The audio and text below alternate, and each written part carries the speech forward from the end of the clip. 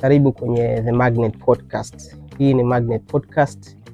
Hii ndo ile short session ambayo tunaongelea nukuu au quotation mbalimbali na namna ambavyo zinaweza kubadilisha maisha yako kwa namna moja ama nyingine. Labda nikwambie tu kitu kimoja, kwamba tamaa isiyoweza kudhibitiwa inaweza kukuweka mahali pabaya usipowahi kutarajia, au ina uwezo wa kukuweka mahali pabaya kuliko ulivyotegemea. Tamaa isiyodhibitiwa.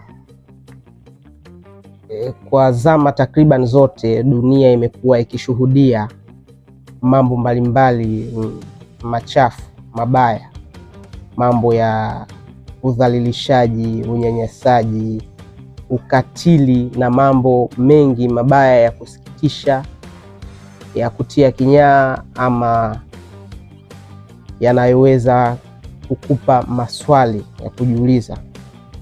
Makundi ya watu mbalimbali wamewahi kufanyiwa vitendo vingi vya aibu na vya kusikitisha, wa kike kwa wa kiume. Hiyo yote ni kutokana na kushindwa kudhibiti tamaa zao kwa namna moja ama nyingine. Tumeshuhudia, dunia imeshuhudia, na wengi wetu ni mashahidi wa matukio ambayo tumewahi kuyaona either live, yani ana kwa ana, au kupitia vyombo vya habari ama mitandao ya kijamii, kwamba mwanaume anafanyiwa vitendo vya kishenzi na wanaume wenzie kwa sababu amefumaniwa. Kwa lugha nyepesi unaweza kusema kwamba anafanyiwa ushenzi, anaofanyiwa kwa sababu ameshindwa kudhibiti tamaa yake ya kimwili ama ya kingono dhidi ya mke wa mtu au mpenzi wa mtu mwingine.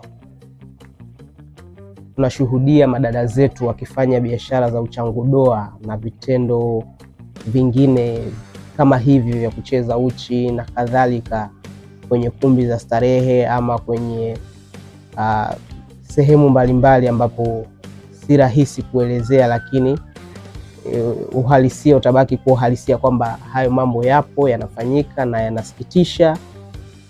Hiyo yote ni kwa sababu ya kushindwa kudhibiti tamaa.